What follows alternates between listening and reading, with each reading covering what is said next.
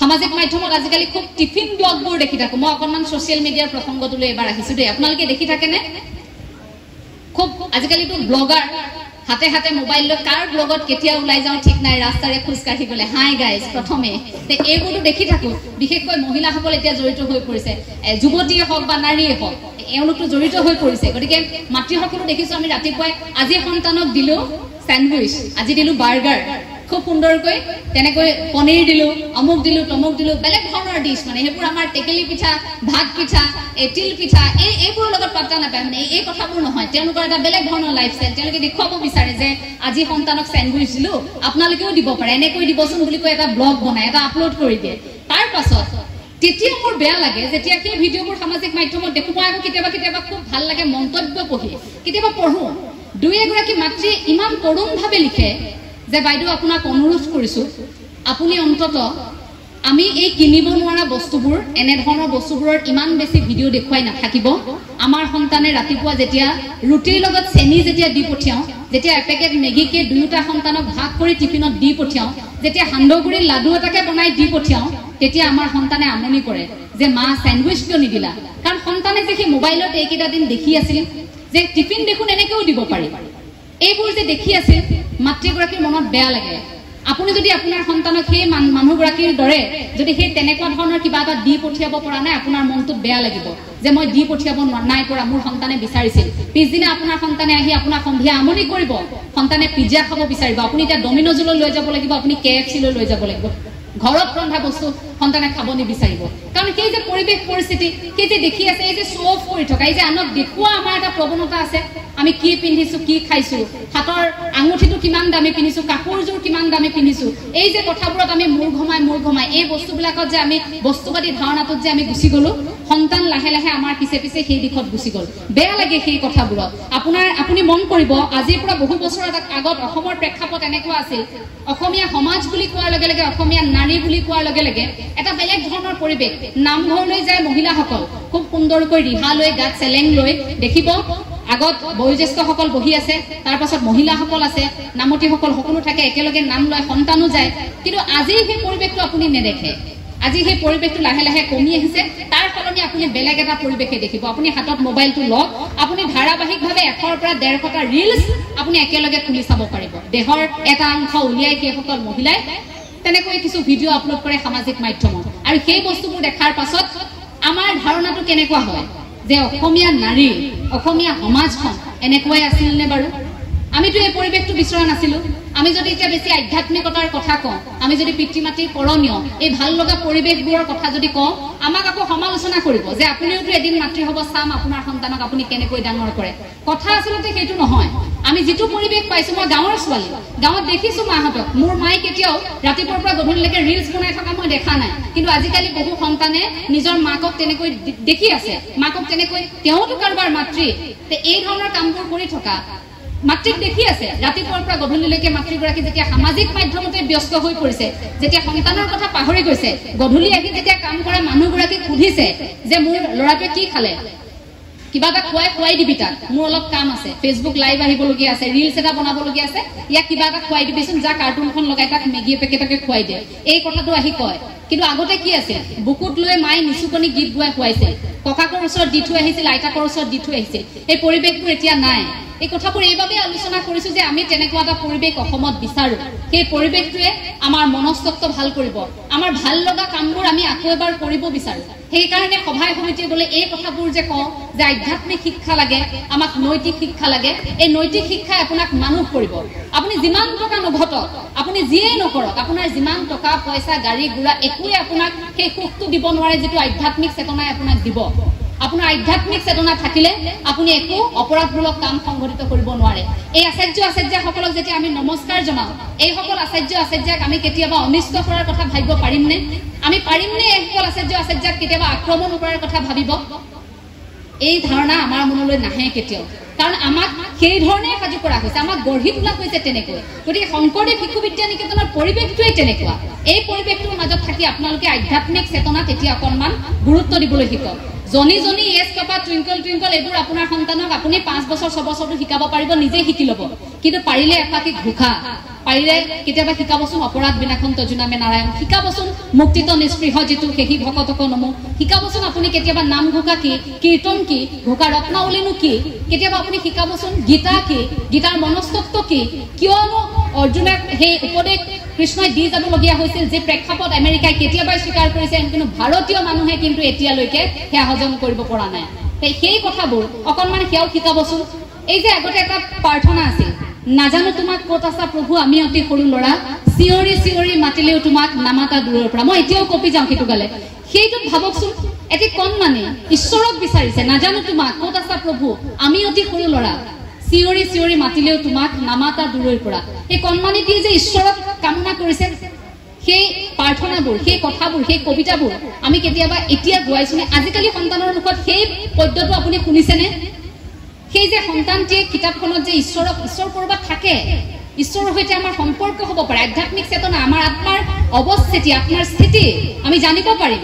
এই কথাবোৰ যে আপোনাৰ সন্তানে সেই যে কবিতাটো যে পাঠ কৰিলে তেতিয়াই বিচাৰিব। এই যে আমি কওঁ শংকৰ গুৰু আমাৰে, মাধৱ গুৰু আমাৰে, লুকাই আছা দেখা দিয়া মণিকূটৰ ভিতৰে, এই বুলি যে আমি গাওঁ গুৰু আসনলৈ চাই, যে গুৰু আসনৰ ভিতৰত আমাৰ এটা ধাৰণা, জগত গুৰু শ্ৰীমন্ত শংকৰদেৱ গুৰুজনা আছে গুৰু আসনত। এই যে আমাৰ ধাৰণাবোৰ ভাল লগা কিছু কথা, যে ইয়াত ভগৱান শ্ৰীকৃষ্ণ আছে, এইটো নকৰিবি, কৃষ্ণ নাপায়। কাৰোবাক হঠাৎ ৰাস্তাত খুন্দিয়ালে আমি কওঁ কৃষ্ণ বেয়া নাপাব দেই, হে প্ৰভু বচাবা। কাৰোবাৰ অসুখ হৈছে আমি কওঁ, সেই প্ৰতিটো মুহূৰ্ততে ভগৱান শ্ৰীকৃষ্ণৰ সৈতে বা ৰামৰ সৈতে বা আপুনি যি প্ৰভুকে আপুনি প্ৰাৰ্থনা কৰে, যাকে আপুনি বিশ্বাস কৰে, সেই ভগৱন্তৰ সৈতে আমাৰ এটা সম্পৰ্ক আছেনে নাই? সেই সম্পৰ্কটো সুদৃঢ় কৰে এই কথাবোৰে। আপুনি সন্তানক অন্তত সেইবোৰো অকণমান শিকাওক। গধূলি হোৱাৰ লগে লগে এই ভাগ্যশ্ৰী দেৱী আছে, দিহা নামৰ এগৰাকী ভাল শিল্পী, অসমৰ বিভিন্ন প্ৰান্তত আছে তেনেধৰণে লোকসংগীতৰ চৰ্চা কৰা, আধ্যাত্মিক চৰ্চা কৰা লোকসকল। গতিকে এই কথাবোৰ অকণমান দিহানাম আপুনি গোৱালে, অকণমান হৰি নাম, অকণমান বৰগীত এফাটিকে গোৱালে, এই পৰিৱেশবোৰ অকণমান আপুনি আপোনাৰ সন্তানক দিব লাগিব। সন্ধিয়া আপুনি ল'ৰা ছোৱালীৰ লগত বহি নাগিন চিৰিয়েলখন চোৱাতকৈ অন্তত আপুনি সেই মহাভাৰতৰ এটা খণ্ডকে চাব। নাগিন চিৰিয়েলখন চালে আপোনাৰ একো উপকাৰ নহয়, সেইটো কিন্তু সঁচা কথা। অকণমান চকুৰ তৃপ্তি এটা পাব, মনৰ অকণমান শান্তি। আকৌ তাৰপিছত আপুনি ভাত ৰান্ধি থাকোঁতে ভাবি থাকিব নাগিনত কি হ'ল আজি। আৰু নাগিনত যদি কোনোবা মৰি গৈছে, আপোনাৰ মনৰ, আপোনাৰ প্ৰিয় কোনোবা অভিনেতা অভিনেত্ৰী যদি নাগিন চিৰিয়েলত ঢুকাইছে, আপুনি আকৌ সেইদিনা আপোনাৰ ভাত আঞ্জাও বেয়া হ'ব, আপুনি ৰান্ধি থাকোঁতে সেইদিনা আপোনাৰ বেয়া হ'ব। মনটো যে আপোনাৰ তেনেকুৱাত আছে। এই যে কথাবোৰ কৈছিল যে আমি আমাৰ খাদ্য ৰান্ধোতে পিতৃ মাতৃ আমি দেখো মায়ে আগতে খাদ্য যেতিয়া ৰান্ধে খুব সুখ মনেৰে, ফূৰ্তি মনেৰে গুৰুৰ কথা পাতি পাতি ভাল এটা পৰিৱেশত ৰান্ধে।